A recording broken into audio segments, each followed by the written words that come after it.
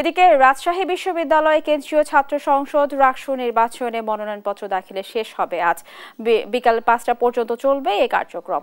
এরই মধ্যে রাকসু কোষাধ্যক্ষের কার্যালয়ে অবস্থিত নির্বাচন অফিসে মনোনয়নপত্র দাখিল করছে প্রার্থীরা।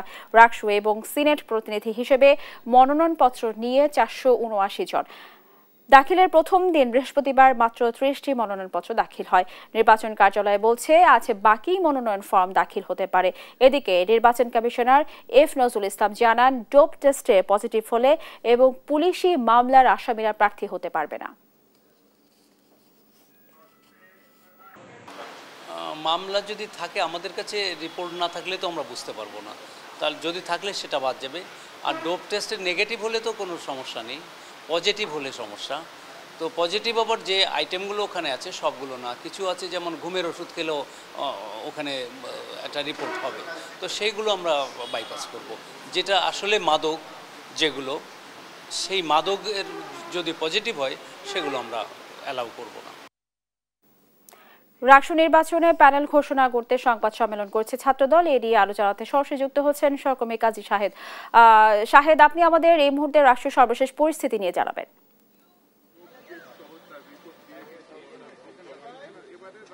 ধন্যবাদ স্নেহা। রাজশাহী বিশ্ববিদ্যালয় কেন্দ্রীয় ছাত্র সংসদ নির্বাচনের আজকে যেহেতু মনোনয়নপত্র জমা দেওয়ার শেষ দিন, প্রার্থীরা ইতিমধ্যে মনোনয়নপত্র জমা দেওয়া শুরু করেছেন।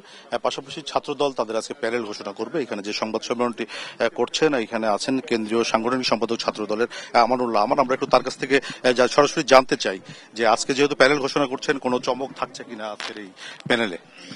অবশ্যই চমক তো, আসলে এটা একটা শিক্ষার্থীদের মধ্যে যারাই গ্রহণযোগ্য সবচেয়ে বেশি শিক্ষার্থীদের কানেক্টেড, শিক্ষার্থীদের প্রত্যাশা পূরণ করতে যে সক্ষম হবে, তাদেরকে দিয়েই আমরা অনেক চিন্তা ভাবনা এবং আমাদের রাজশাহী বিশ্ববিদ্যালয় এবং হল সংসদের যারা আছে তারা আমরা একটি অভ্যন্তরীণ ভোটাভুটি করেছি। সেখানে যারা জিতেছে তারা সবকিছু সমন্বয় করে একটি অসাধারণ প্যানেল আপনারা কিছুক্ষণ পরেই দেখতে পাবেন ইনশাআল্লাহ। এবং নিঃসন্দেহে ছাত্রদলের জানতে চাই যে সবসময় আমরা দেখি যে প্যানেলগুলিতে নারীরা উপেক্ষিত থাকে, ছাত্রদলের প্যানেলে নারীরা অগ্রাধিকার পাচ্ছে কিনা? সেটা তো কিছুক্ষণ পরে দেখবেন ইনশাআল্লাহ, যে নারীরা যে রাজশাহী বিশ্ববিদ্যালয়ের মতো একটি জায়গায় যেখানে নারীদের সংগঠন করা একটা প্রতিকূলতার মধ্যে করতে হয়, সেখানেও উল্লেখযোগ্য সংখ্যক নারী এই প্যানেলে প্রতিনিধিত্ব করবে।